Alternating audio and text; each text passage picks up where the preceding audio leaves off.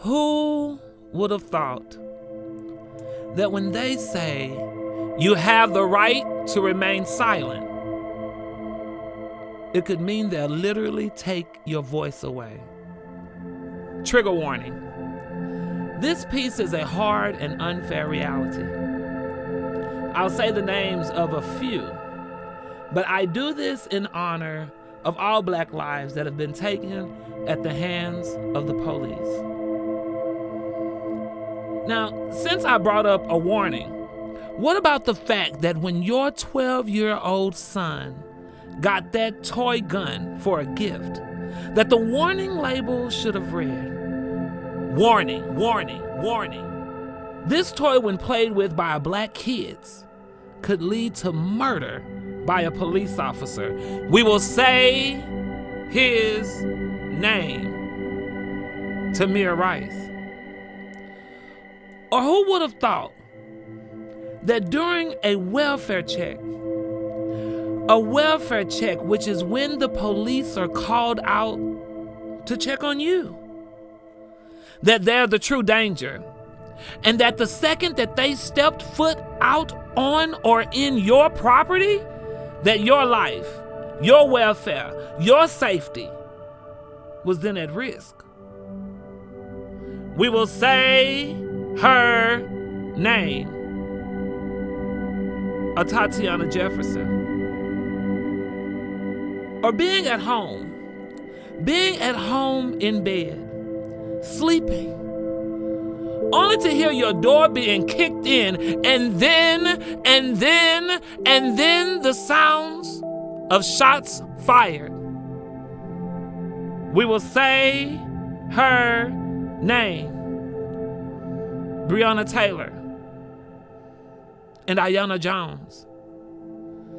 And since we're talking about home, did we forget about Botham Jean, the 26-year-old Black man with a degree? He was, for us church folk, a worship leader. For those that had a college experience, he was a resident advisor. And for you career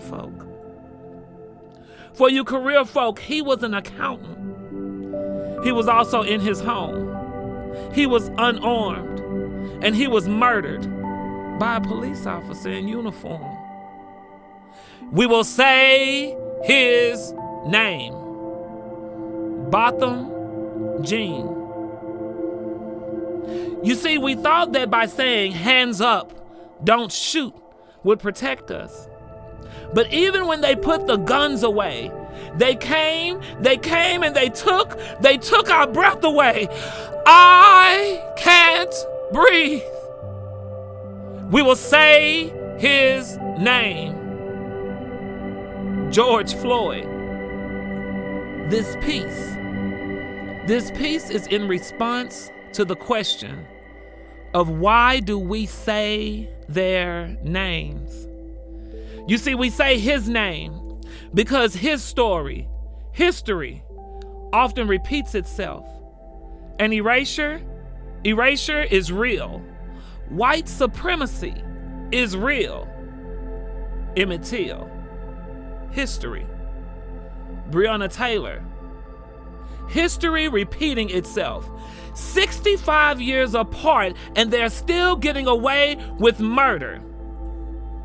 His story, her story, their stories. You see, it's a sad reality that it too could be our story. Each of these stories may be either erased or even changed. Their court cases may be nothing more than insults to our community, and their justice may never be publicly served. But their names, his name, her name, their names will remain the same. So when you say things like, I don't vote, I ask that you take note and realize that they're playing by a playbook that was designed for our failure. for your failure. See, we say his name, Tony McDade. We say her name, Sandra Bland. But if you're black and in these United States of America, the scariest thought, the scariest reality is that one day, we will say your name.